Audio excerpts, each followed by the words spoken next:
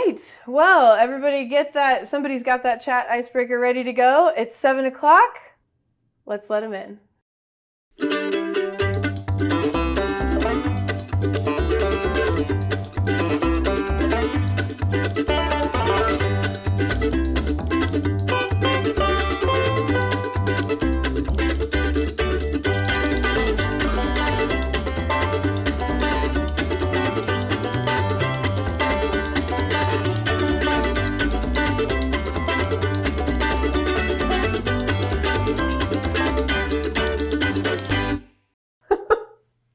Well, welcome in, everybody. I think we're going to have a pretty full house tonight. I'm so glad that you all are here. Welcome to our animatronics webinar this evening. We're going to be talking about beginner animatronics projects up through some more advanced things and really talking about classroom connections with animatronics. So as we go throughout the evening, we'll ask you to keep yourself muted, and you can choose whether or not you have your video on or off.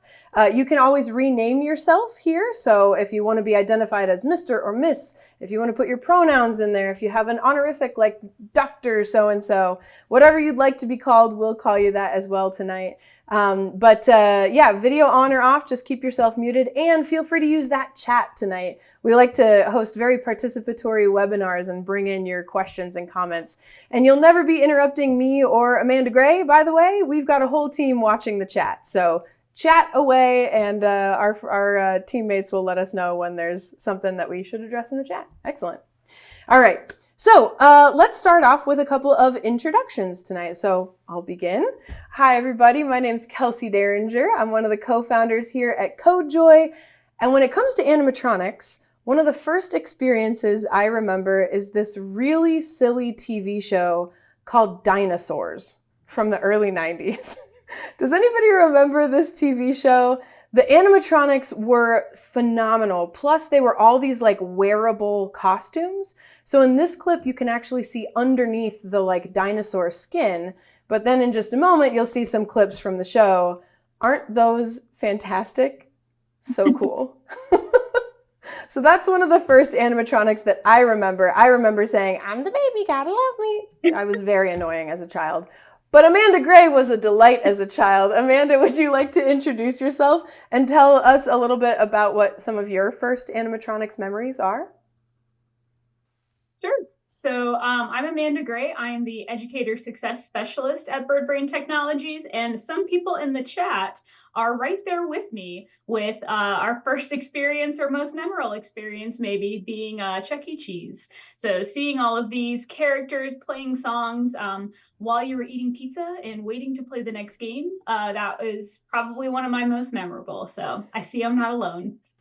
Fantastic. Yeah, I have some strong memories of that too. We had some archival old school footage from like old 70s Chuck E. Cheese and then some 90s Chuck E. Cheese in there. So whatever age you are, maybe you saw yourself in that clip a little bit.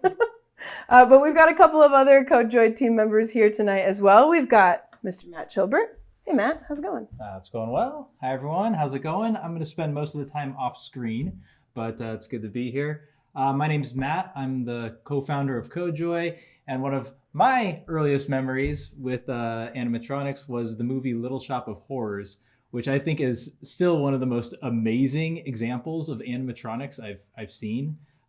It's amazing to think this was 1986. I have no idea how this was achieved.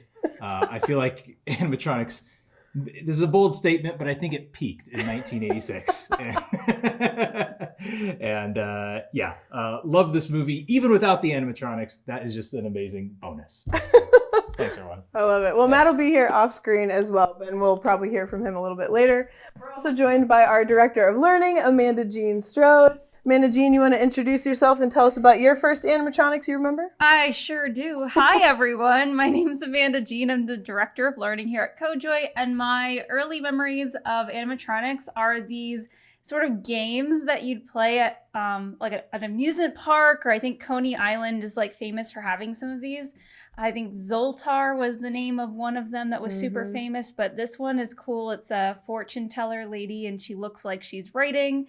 And then what you get out of the machine is like a handwritten letter that looks like it's the fortune that she wrote for you. So pretty cool old animatronics. that, I remembered when we were chatting it up earlier. And then we deep dove into the YouTube to find all of the things to distract us from our work today. It was really an afternoon.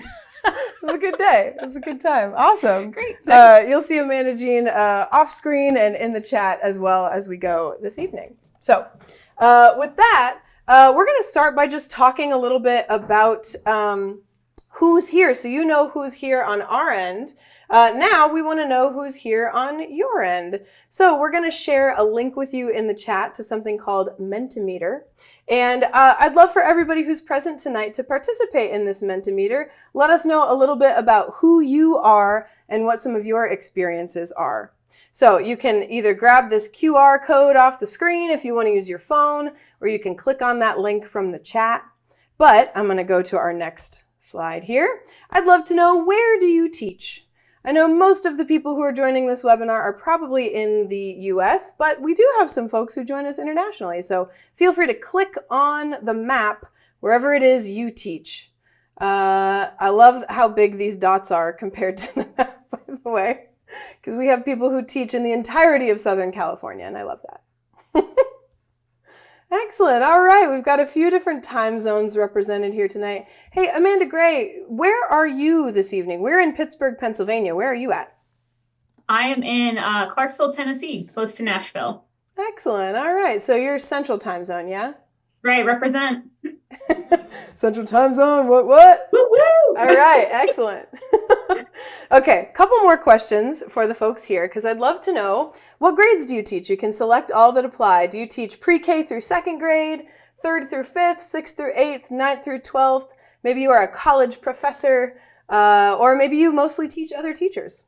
It would be great to know who we've got here tonight. Plus, this is a time for us to, since we're realizing, who else is here, we can also kind of gauge our questions tonight, because, man, it looks like a lot of folks would be interested in curriculum connections with 6th through 8th grade, because we have quite a few folks from 6th through 8th grade here tonight. Excellent.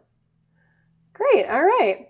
I always love teaching pre-K through second grade teachers, but I will say animatronics, as you can tell with some of those early inspirations, when you try to make things really lifelike, it can get pretty complex pretty quickly. So animatronics as a concept, I would say, is definitely appropriate for third grade and up. Excellent. Okay. How about, what subjects do you teach? I'm always curious about this one, because we have so many different subjects that we intersect with. And truly, I believe, and I think everybody here on the team believes, and at BirdBrain believes, that robotics is a cross-curricular concept. Like, you can incorporate robotics into whatever subject you teach, whether it's English or phys ed or music or computer science, gifted and talented, special education, world languages. We had a teacher who we've worked with in the past, Dr. Rochelle Dene Poth. She teaches French and Spanish, and she does a lot of coding to build fluency in the target language. Excellent. I'm glad to see all the different disciplines that we have represented here tonight. That's great. So if you have questions that might be pertinent to social studies, you know that somebody else here would benefit from that as well. So if you have questions or integration ideas that would fit into library or math or English, know that there's somebody else here who would like for you to ask that question or share that idea. Okay. Have you done animatronics before? The options here are, what's animatronics? Or, I know what it is and I definitely haven't done it. Nope. Maybe you've tried it yourself. Maybe you've done it with your students a little bit. Maybe your students have done it a lot in your classroom. I'm very curious to know what the experience level is here in the room, because I have a feeling that we've got some folks with experiences, with ideas, with things that you've tried that no one else should try, and you can let us know that. Or things that you've tried that everyone should try, and you can let us know that too. Excellent. Okay, looks like quite a few folks have some experience doing animatronics with students. Excellent. And a lot of folks are brand new to it. Well, welcome. We're going to kind of start at that beginning level and then work our way up as we go, so that you can see the progression of what this might look like in a classroom. Okay, last question for you. This one's very open-ended. Feel free to just write like sentence fragments if you want. But what are you hoping to get out of the session tonight? A couple examples. I am personally always looking to see what is being offered that can engage girls. That's sort of my passion project as a group to serve. How can we engage girls with this project? I think animatronics is actually a great starting point for that. But what's something that you're always listening for when you are learning from others? You want to be inspired by something new. I love that. Looking for some classroom integration ideas. Fantastic. Also, this person is just looking for how all this works in the classroom. Yeah, animatronics is not like a core subject area. It is not on your standardized test. So how would this fit into a classroom? I'm so glad you brought that up because we're going to be talking about a lot of classroom integration ideas. Ideas for next year, integrating something from Mission to Mars maybe, learning something new, seeing if there's something that we can start using in our company. Very cool. I'm looking forward to taking my middle school students to the next level with Hummingbird kits. We do the tutorials and then they create on their own. I think this is going to give you some great ideas. Plus, we're going to link a lot of stuff from the BirdBrain website. So I think you're going to see how to string some of those concepts together really nicely. I'm hoping to learn how to use BirdBrain technology with small groups. I don't know much about the Hummingbird technology. It's a little intimidating. I feel you when you first open that thing up. You're like, oh gosh, that's a lot of wires. Am I going to get electrocuted? No, you're not. That was my first worry with kids. And I think not only are we going to allay some of your fears, but show you some cool stuff to do too. Learn new ways to engage teachers, different ways to think about incorporating animatronics, new ideas. Always looking for fun projects, some basics and an on-ramp to animatronics. I think we've got that for you. Absolutely. Ways to let students express their own voices. I love that one. Thanks for bringing that up. Yeah, I think you're going to see some ways that students could do like very personalized projects for sure. Excellent. All right. Well, thank you so much for sharing what you're looking for from tonight. I think we're going to be able to provide those things. All right. So perhaps let's just start with we should share our learning document in the chat. Pardon me. We'll share that with you right now. And as you get this learning document here, this is what it looks like. Everything that we share tonight is going to be included in this learning document, so you can see our agenda here. We're also recording this webinar, and we're going to edit it together so that it's really pretty and everyone sounds smart. And we're going to link that here on the document. Plus, everything that we covered tonight, you can check out here. So if you liked some of those inspiration videos, we linked some of those down here for you. But we are going to go right into the bottom of page 2. What is animatronics? So my question for you, Amanda, is maybe what is animatronics and when does a robot turn into an animatronics project? What do you think? Yeah, that's great. So like a lot of the things that we've been talking about, just kind of tying that in, animatronics is going to be a technique where you're making and operating some kind of lifelike robot. We've actually seen that word in the chat already, lifelike. And as we can tell, we see that a lot in the entertainment industry. And so talking about when a robot kind of transforms into an animatronic, I really think that is when it starts to take on like a personality and have expression. So this robot that becomes a character that can tell a story or like make an emotional connection with an audience, that's when it really goes to the next level. Yeah, I love that idea of storytelling. That's so central to what we do here at CodeJoy. And when you have a story behind something, suddenly there's feelings involved and there's desires and needs. What does this character need? Well, what is their, sometimes what is included in that animatronics project is dictated by like what needs to happen next, right? Yeah, right. I love the emphasis on storytelling and character there. So we've talked about your like first exposure to animatronics, but what's one of your like favorite examples of animatronics? I really like the ones that you'll find at the theme parks. So I also saw somebody had mentioned Jurassic Park, and there I'm thinking like the Universal Studios rides where you have the animatronics that are in there. Jurassic Park in particular, I'm a big fan. Yeah, me too. As we were talking about, we took a deep dive on some of our favorite projects. So we were watching some behind the scenes stuff for that original Jurassic Park. That was a 12,000-pound T-Rex when it was dry. And then it got wet and it freaked out and just Learn more about Jurassic Park, everybody. You'll have a good time. That's amazing. So, yeah, and animatronics and water generally don't mix so well, and definitely not when it's 12,000 pounds and has teeth this big. So, but one of the big questions that teachers have, and what we're going to spend the majority of our time talking about this evening, is some example projects where folks can start. So we've got 2 different example projects that we're going to share, and then you've got one as well there. So let's go ahead and spotlight me again here. I'm going to talk you through 2 different example projects that appear here on your learning document.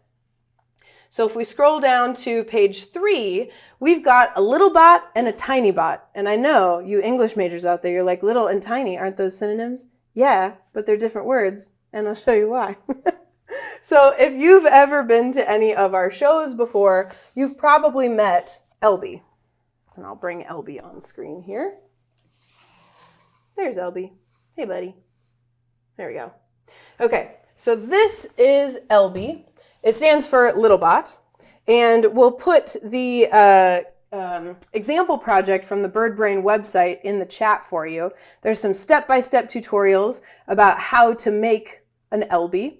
But as you can probably tell, there's kind of 2 axes of movement on this robot. It goes up and down. It goes back and forth. So he can basically say yes and no, and anything else you can do with 2 axes of movement. So just for example, I am going to show you how I have programmed this on my iPad here. I want to show you the example program and how I begin by programming an Elby. So I'm going to go to my top-down camera here so we can see my program. There we are. So I'm using a program called BirdBlocks here. And whenever I go to program a little bot, I begin by figuring out what's straight on, what's up, what's down, what's right, and what's left. That is really helpful. So when I set Elby where I wanted him to be, and let's see, I think it's 8. Nope, my bad. I'll stay here. When I guessed on a cue, I was wrong. When I programmed Elby where I wanted him to be, to look straight at the camera, like this, his angles that I needed him to be at was that position servo 3, that's the up and down position servo, needed to be at 90 degrees, and position servo 4, that's the left and right servo, needed to be at 75 degrees. When I wanted him to look right, which is over here, that was slightly different angles. And when I wanted him to look left, which was over here, that was slightly different angles.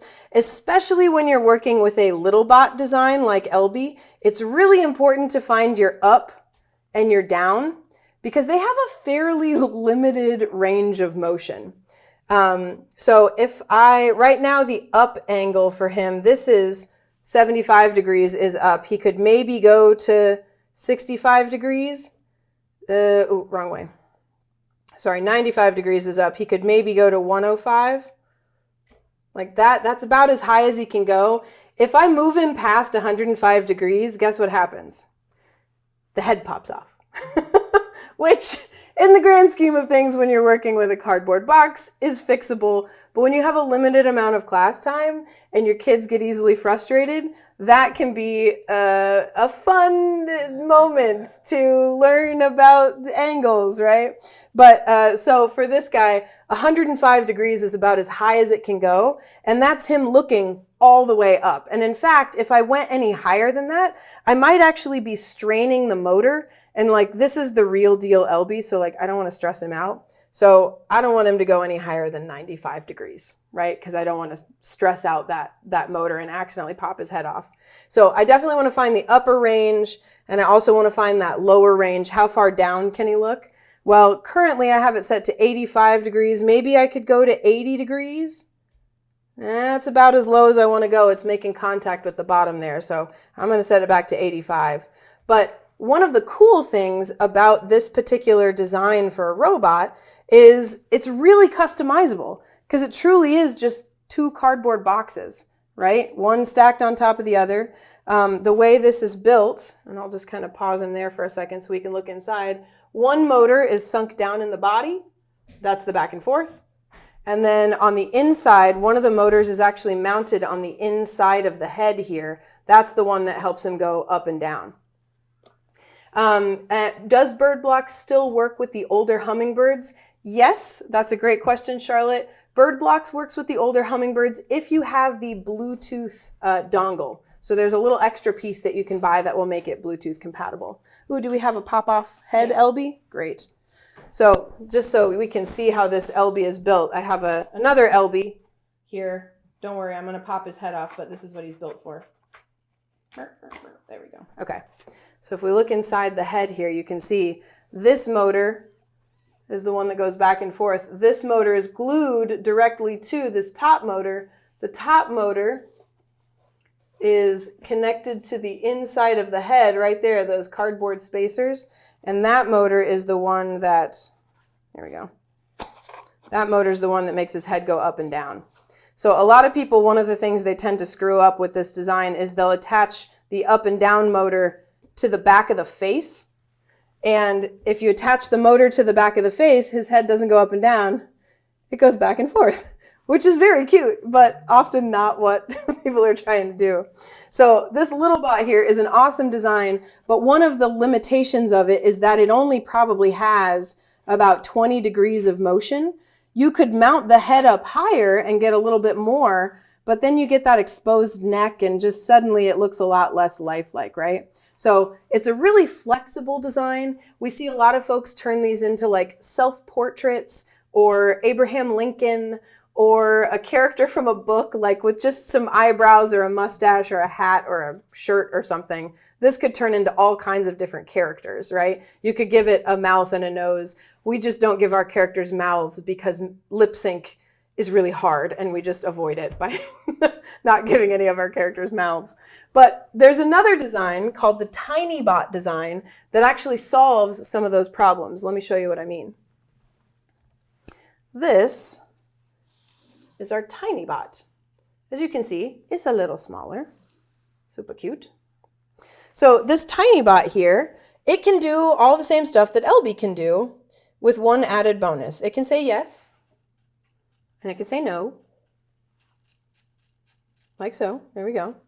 But I can also turn the head all the way upside down. I can go all the way up there and the head won't pop off because we don't have a back on that head. So the way this head is built is it's basically just one flat piece of cardboard that the motor is attached onto, bent into a face, and then we just use a little bracket style clip on here. We call that the crown, just because, I don't know, that's what it looks like. And that makes it so that you've got a robot that the head won't pop off because it's got that open back to it. You're going to see that in a design that Amanda's going to show you in just a little bit here.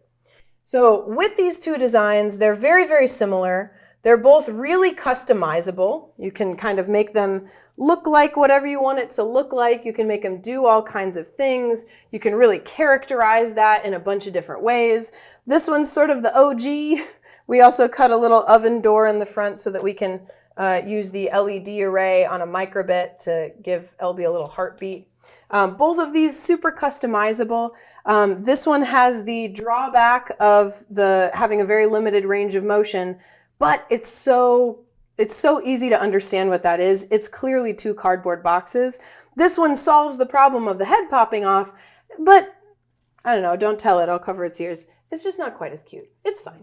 It's fine. But we think that's an important factor, right? When you're trying to appeal to all sorts of different kids. But on your learning document, we've got project instructions for each of these. On the BirdBrain site is where you'll find the LittleBot video-based instructions here, step-by-step instructions. And then this TinyBot instruction, this will actually take you to our show page for robot relaxation, where there's a step-by-step lesson plan with build instructions, pictures and things, so that you could take your students through that as well. So there you go. So those are two really great examples of places you might start with animatronics, just an X and a Y axis of movement, and then a little bit of coding. But Amanda Gray is going to share with you something brand new from BirdBrain. You guys are going to be some of the first people to hear about this brand new project pack. So Amanda Gray, will you tell us about the Animatronics project pack? That's right. Debuting for the first time is our project pack set, and the one we're actually focusing on in particular is the animatronics. So what you see here, I'm going to move the camera up just a tiny bit, is the animatronics project pack that is working with our Hummingbird kit. So we've got some servos going, we've got some LEDs you can see in the eyes. And it is programmed just like Elby to look around on the axis and is randomly turning its head. This is what we take to conferences. But then we also have a distance sensor that if you get too close to it, it gets angry and shakes his head. And we like to describe this animatronics as they don't really like to be bothered and they like their personal space. So this is an example of one of our new project packs. And it's really exciting because we are offering step-by-step instructions on how to create this, step-by-step instructions on how to actually program it so it's going to do what you ask it to do, and just different tasks and extensions that you can use with it. So all of that is going to come with the materials for this, and it's definitely going to be a little bit more sturdy than the cardboard. We're hoping that students can use this over and over again. It's reusable, so all of the pieces can be taken apart and put back together by other students. And the limitation that comes with this one is you are locked into a little bit more of a strict design. You are using this as the body, but then you can do whatever you want with it on top of that body. That's one of the things that I really love about this particular project is it gives you a structure, or the project pack, I should say. It gives you a structure for that XY axis. And then, you know, hey, here's a way to add LEDs to it. Here's a way to add a sensor to it. And once students have kind of gone through that with a lot of support the first time, I bet they're going to have ideas, like Dawn was saying in the chat, to turn it into a puppy or a giraffe or a turtle or a 12,000-pound T-Rex, you know, whatever Absolutely. They can imagine and have the materials for, right? And that's truly the goal of these project packs. So we have, this is one of them, the animatronics. We also have a catapult and a rover, and really they are meant to be starter projects to get you learning about the hummingbird, learning about building, and then you will be ready to go off on your own and make whatever you want. Yeah, those project packs, they come in this nice BirdBrain purple box. It matches your shirt today. Lovely. Yeah. So it's a nice purple box. So then you kind of get everything you want. You might need to make that project all together. So I think that's such an exciting development to support people to try new things. If you've never made a mechanism before, try the catapult one. You know, if you've never made animatronics before, that project pack might be a good place to start. Plus, I love that you pointed out that it's reusable too. Mm-hmm. When you build a little bot and you take the little bot apart, it's not really reusable. The cardboard like kind of tears and comes apart, and you know it's very sad when you have to take your hummingbird projects apart. I'm sure many teachers can attest. It is. We hope these can be used over and over. That was what they were built for. Yeah. That is a cool feature of these. So okay, I've got a question for you guys in the chat now. Which classroom integrations, what kinds of classroom integrations can you imagine with designs like these, this XY axis of movement? What other projects can you imagine? Classroom integrations. So can you imagine a unit that you already do that might benefit from a character being in it? What are the classroom integrations that you can imagine with this sort of XY axis? And while you guys are typing up some responses to that, I wanted to answer a couple questions that came in, or ask a couple. Regina was wondering, does the project pack include everything you just named, the animatronics, the catapult, and the rover? And while you're explaining that, I've got something I can show. So do you want to talk through that? Perfect. Yeah, that's a great question. So the project packs are going to be an extension of the Hummingbird kit. So you've got to have your Hummingbird kits ready to go. And then you can buy them in the set of 3. So it's going to come with the animatronics, the catapult, and the rover. And then we also have full classroom solutions, which would come with like 10 Hummingbird kits, 10 of each of these, as well as storage for that. So there are a couple of options depending on what you're looking for. Yep. So each one, so let's see, we've got the animatronics one, the catapult one, and the rover one. They don't come with the hummingbird part, so you got to get that separate. But once you have your hummingbird, these are kind of like add-ons for each of these. So someone said, Kimberly said that they were thinking of doing a parade float. This rover one could get you well on your way to having a successful parade float. Hey, you could make it out of a cereal box. That's how Matt and I used to do it. But if you don't have enough cereal boxes, or if you're looking for something a little more reusable, if you're looking for a little more structure to that project, here's a project pack. Yeah. Yeah, and that's awesome. And you can see that there's a QR code and a link on all of the boxes, and that's going to take you to the instructions. So we're going to have student-facing instructions, which are how do you build this? How do you code it? What can I do with it? And then we're also going to have teacher curriculum with it as well. So a set of slides for you to use so you can teach them how to do this. We're going to have resources for the teachers and everything. So it's truly meant to set teachers up for success with the Hummingbird. Yeah, I love that. And we've got some ideas coming in the chat now. Gerald says, I can see students creating animatronic stories programmed to go along with either live or recorded scripts.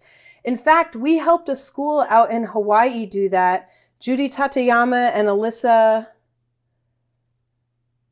Oh, we're going to think of it. Anyway, Alyssa, shout out to you, whose last name I can't remember. But these two fantastic teachers out in Hawaii, they did a public service announcement project with their students, and rather than having the kids on camera, they had them each create an LB character, and LB was the one that they were filming doing the PSA. So they wrote a script, and then they had to program LB to do whatever. So they had PSAs about buckling your seatbelt and recycling and all kinds of things like that, and LB was their versions of LB, which had ponytails and mouths and crazy things like that.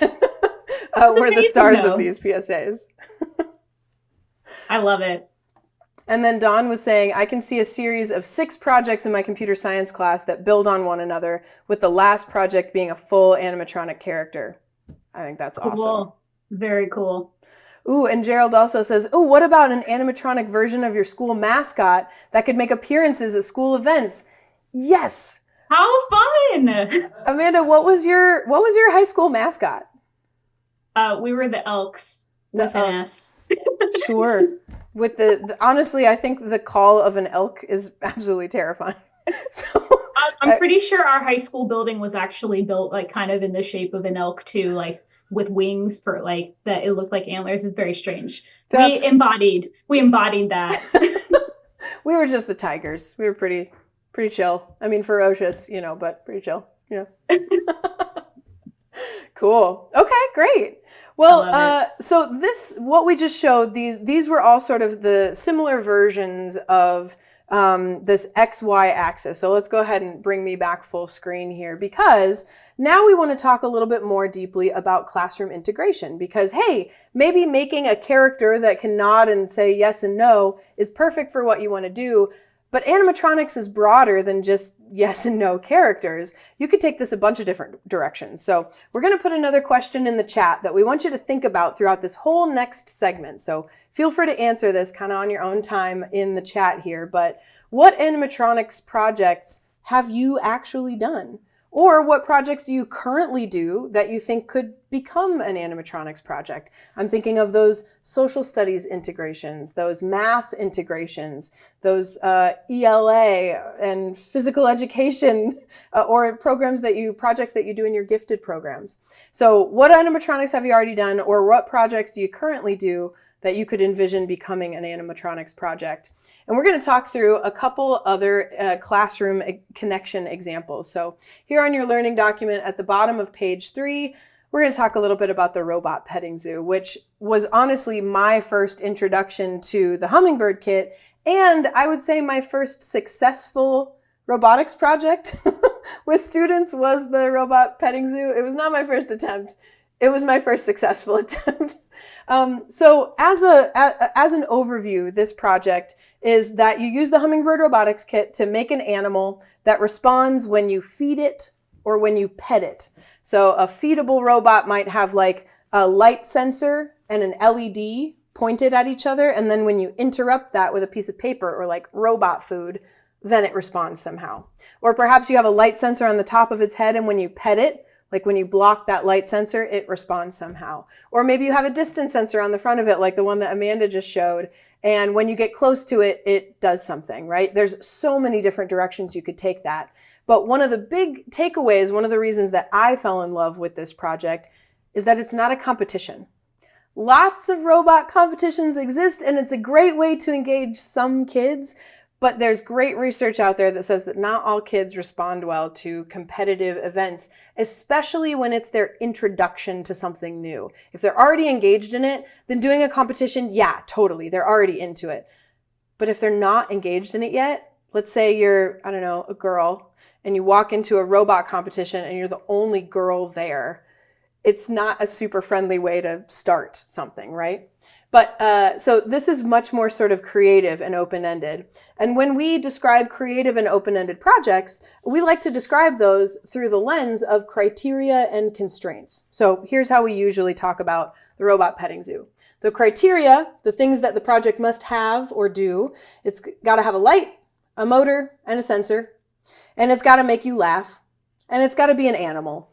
Oftentimes we'll say like real, imaginary, extinct, whatever. So the first year I did this, I had one group make their friend's pet bunny, another group make a dancing gorilla. Actually, it was a twerking gorilla. We didn't tell the principal that, but that's what they said it was, and it did. It was pretty good.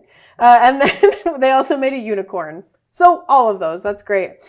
But this is also a great place to kind of put your curriculum or your content connections on top of it. And Amanda Jean's going to tell us about an example that she taught in the past. Your constraints are your time. How much time do you have? Do you have one class period? This might be more than a one class period thing. Do you have a week? Great. Do you have 2 weeks? Great. The materials that you give your students, that's absolutely a constraint. One thing we always suggest is sending a note home and having the kids bring in their recycled materials. Gives them real ownership over the project and gives you cool stuff that you couldn't have come up with on your own.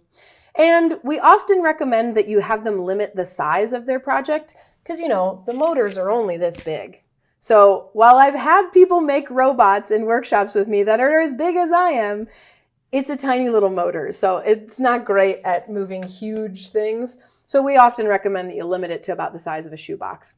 Now you can also go for like stretch goals with this too, right? Like add more LEDs, add more motors. Maybe you want to include some kind of a mechanism in it or something like that. Absolutely, those are great add-ons. But kind of the basic project, one light, one motor, one sensor, make yourself laugh, make an animal that responds to being fed or petted. So to give us a little bit more context on what that was like in the classroom, I want to invite Amanda Jean back up. Now you did a robot petting zoo project. Here you go. Oh, thank you. I was looking for that mic.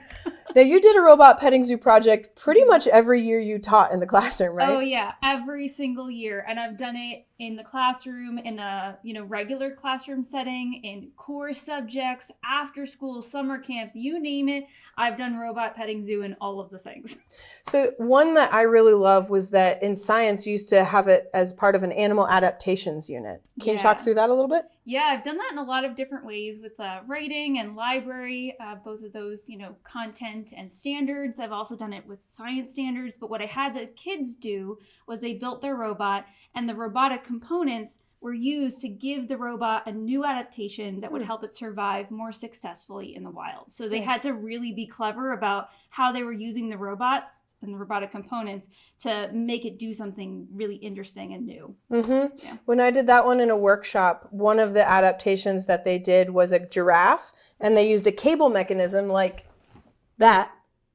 And they made the neck of the giraffe do this with this cool cable mechanism because that was its adaptation, was that so the motor was showcasing this adaptation. Another group made a turtle whose head could go in, again, using a mechanism. In that one, it was mechanism focused. Yeah. So yeah, I love that animal adaptation kind of bit on top of it. You said you used it in a writing class as well. How was it incorporated into writing? Yeah, so I taught ELA my first year of 4th grade, and I was a tested subject, and I did not teach computer science, and I did not teach STEM or any of those things. Right. I had to teach writing in ELA, so my students had to do an informational writing, expository writing, lesson, an essay. And they also had to do research in library. So we did their research on animals, and they had to write about their animal. And then they got to create and bring their animal to life with a group which, really enhanced the project quite a bit. There is no kid I've ever met that doesn't enjoy making cardboard into animals. It's just a universal loved project. I absolutely corroborate that for sure. Yes. Thank you. Yeah, thank Awesome. you. All right, I'll see you in the chat. So next I want to invite up Matt because he actually created the very first robot petting zoo when he worked at the Tech Hive, which was a makerspace out at UC Berkeley out in California. So Matt, when did you first create the robot petting zoo? What year was that? Well, I did it with a team. There's a team of educators and about 5 of us. And it was in 2013. I think Really? 2014 maybe was the Wow. first one. We have some video from the 2015 one, but I think 2014 was when we actually kind of came up with the idea. And animatronics was never really the goal, right? it was a byproduct, but what we were really trying to do is create a non-competitive robotics activity. Yeah. And one of the things I love about that original project was it was very community engagement focused. Yeah. So there was a staff of like 5 people, and then you guys had your Tech Hive, what were they called? The Tech Hive teen interns. The they teen were, interns. Yeah, between 7th and 12th grade. And there were like a dozen of those kids Yeah. or so. Yeah. So they worked the whole year to prepare for a make-a-thon, which was a Right. weekend-long event. Yes. So what was that make-a-thon like, and how were the kids involved? Yeah, so this was an after school, or actually it was a weekend internship that the kids would do for a makerspace called the Tech Hive, UC Berkeley. And so they would come every weekend. But for 2 weekends that year, we actually brought in a group of 15 more teens. And during that time, our Tech Hive teens trained those other teens how to use the Hummingbird Robot Kit. And those teens then designed a robot. And the design prompt was really simple. It was design a robot that would engage a 7-year-old. And that was it. Because the intent was at the end that we would display all of these on a museum floor, a local museum called the Children's Creativity Museum in San Francisco. We would set them up so they looked like they were in little pens, and then kids that were visiting that museum, they were usually around 7 years old, they could come around and interact with these different robots. So we had an authentic audience to design for, and I think that was kind of critical.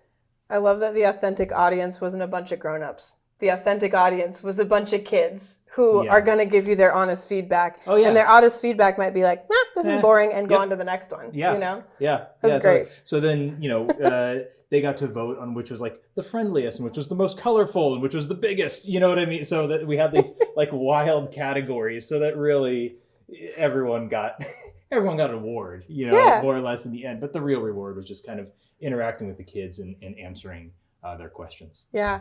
And actually, we have a video of that as well. So it's a little 60-second clip. Yeah, Can we show that? It's like sort of a little supercut of some of the project that these kids made. So here, let me show you what Robot Petting Zoo looked like in action in 60 seconds or less.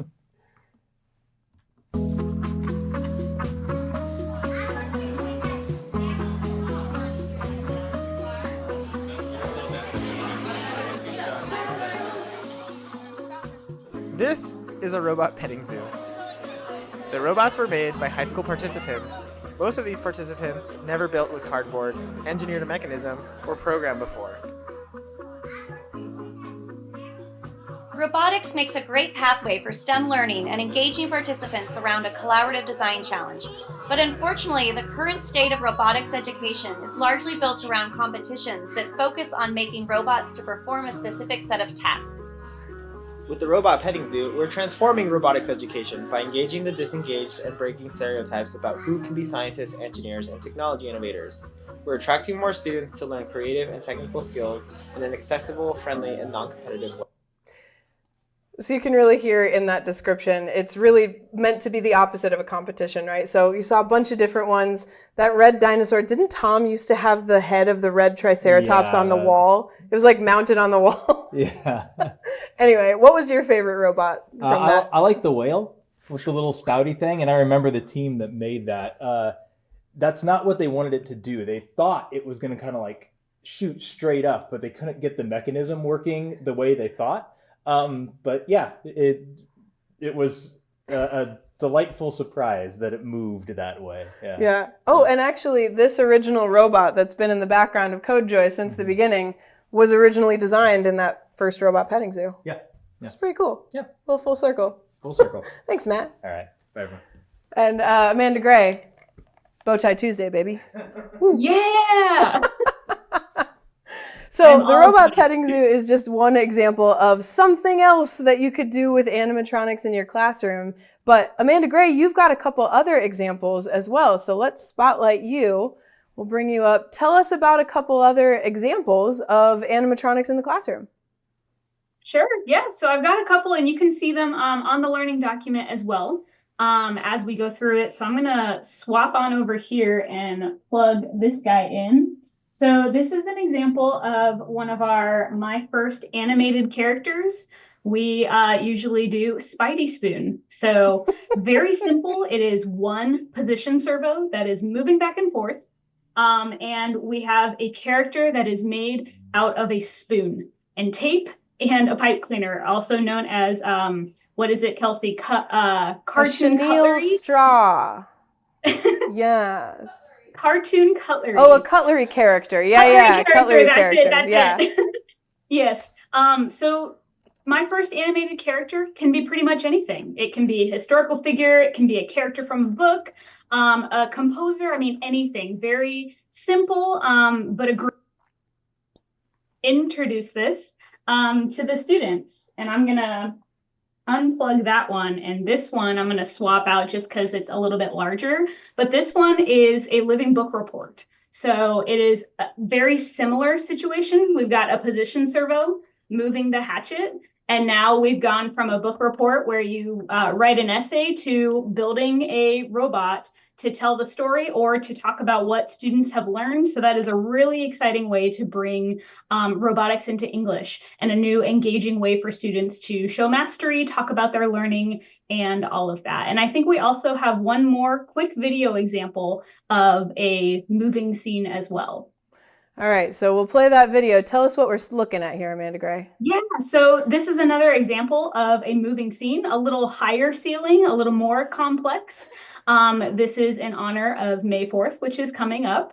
So this is a scene from Star Wars, and we've got LEDs that are inside straws, and now they are lightsabers. And it also has some servos moving. And I don't know if we can hear the sound right now, but they are also playing one of the songs from Star Wars as well from the microbit. So we have that linked on there too, so you can go watch that video. But all of these are examples of projects that can be done, and the lessons for all of them are linked on the learning doc if you want to do these with your students as well. And I have to give a shout out to Cecilia Hillway. When I first met you, Cecilia, she's here tonight. When I first met Cecilia, she put an LED in a straw and made a lightsaber, and I was like, right? It's so cool. That's amazing. It's so effective. It's so effective. I love it. It's so cool. It's so cool. And that project was made by Andrew on our team. So shout out Andrew. Very cool project. And we've got an entire resource on our website on how to make that project as well. Yeah, I want to highlight something that Charlotte said in the chat too. She says, "Oh, I love it. It's the shadow box that I grew up making, getting a literal glow up." I love that. Amazing. You love to see it. You love to see it. Well, so speaking of animatronics, both BirdBrain and CodeJoy, we are doing some free summer professional development. You can check this out on the learning document here.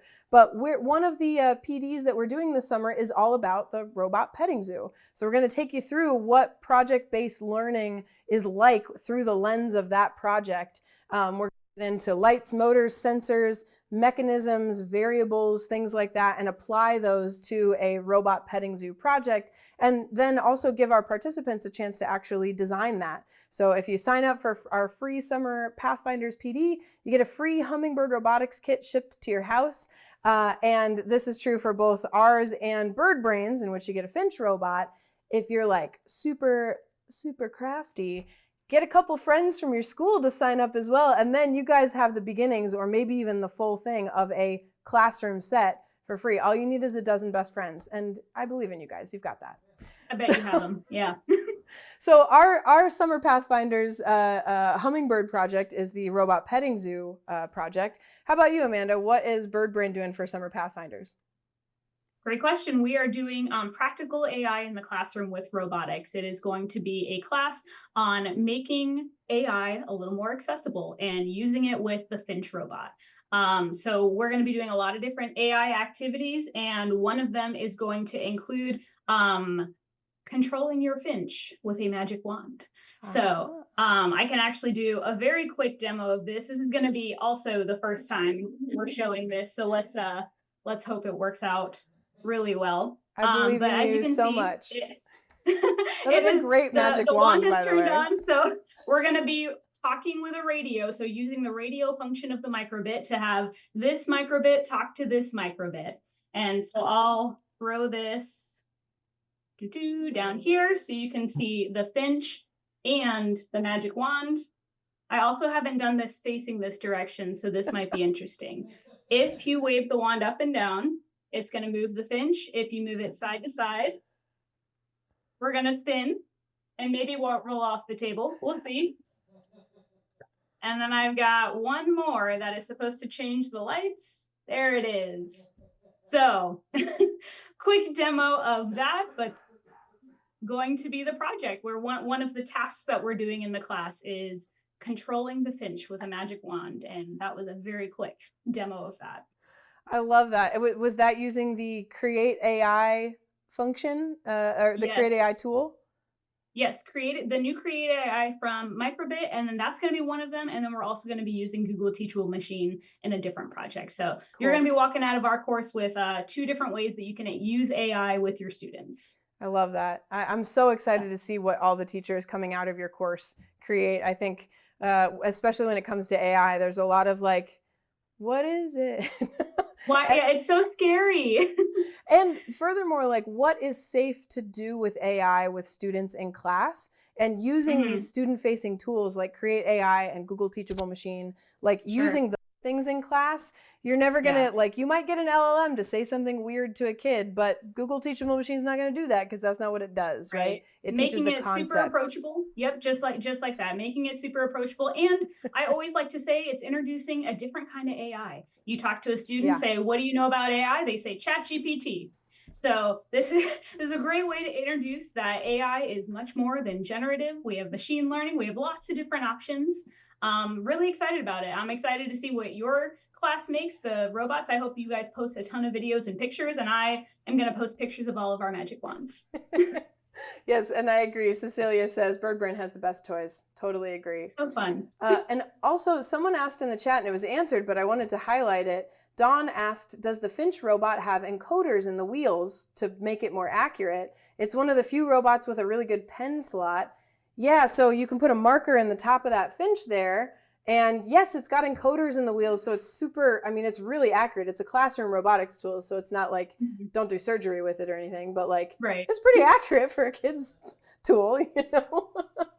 Absolutely. And if you want it to be even more accurate, make it move a little bit slower. There you go. Yes. Slow and steady wins the race. Don says you should teach it to write.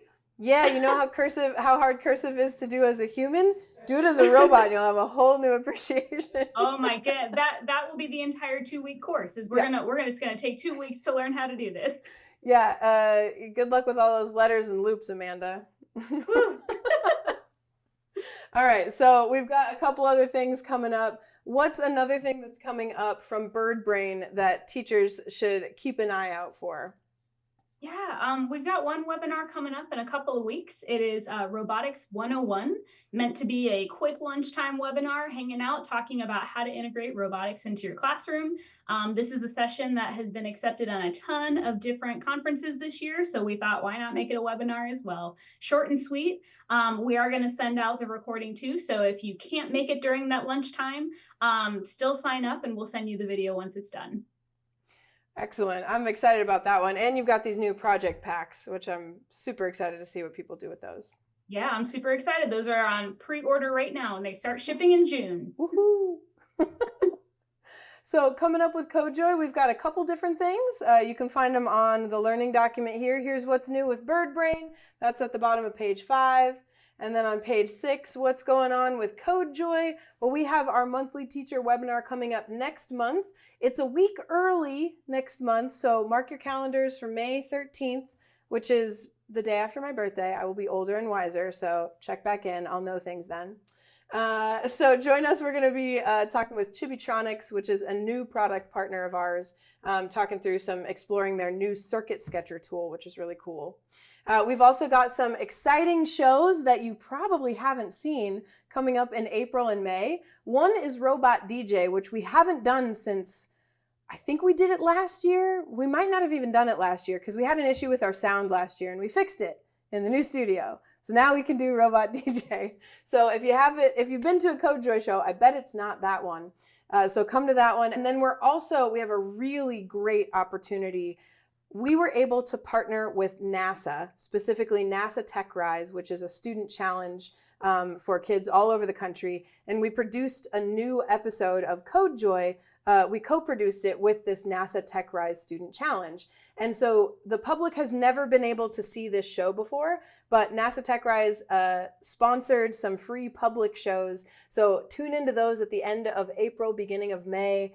It's a really, really cool show, and I'd love for you guys to come check it out. You can register right there.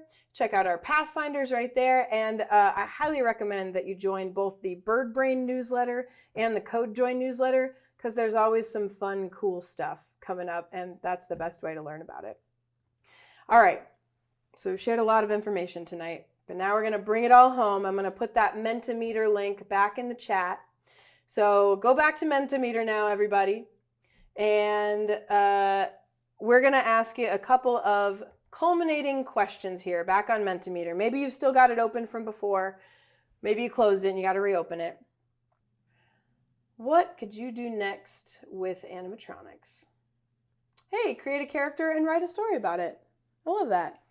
We actually had a student group come through the studio on Friday, and the students have been sending us fan emails since Friday, which has been really nice, including a really great animation of Elby, which is really cool. All right, what else we got? I love the petting zoo with the science connection and the animal adaptations.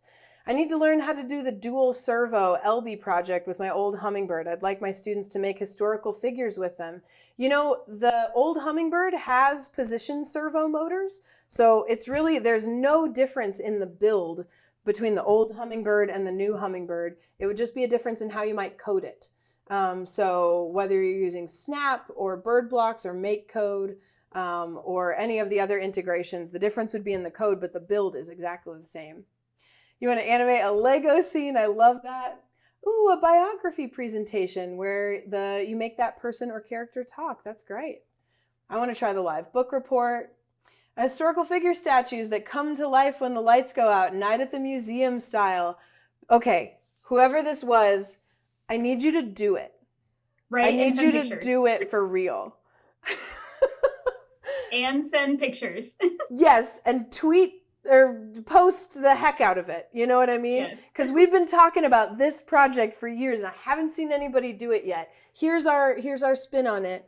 That the historical figures they're or whatever it is in your museum, they don't work, but they have a light sensor on the front of them. So they only work when you shine a flashlight at them. Or maybe the opposite of that. They only work when you don't shine a flashlight on them. I don't know, but you need to do it and you need to tell us about it because I'm too excited. Okay, great. Haunted house with jump scares. I love that.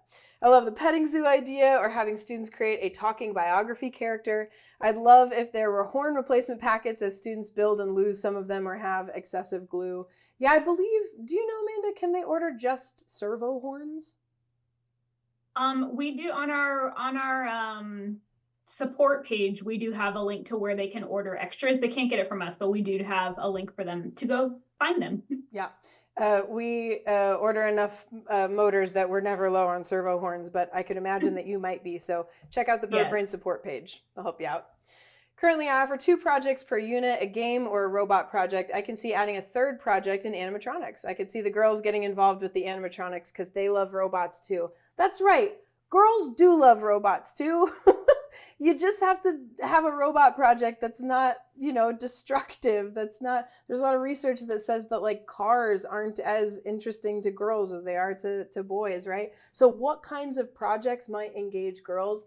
I think animatronics is a great one. It definitely engaged my girls when I taught a girls STEM program.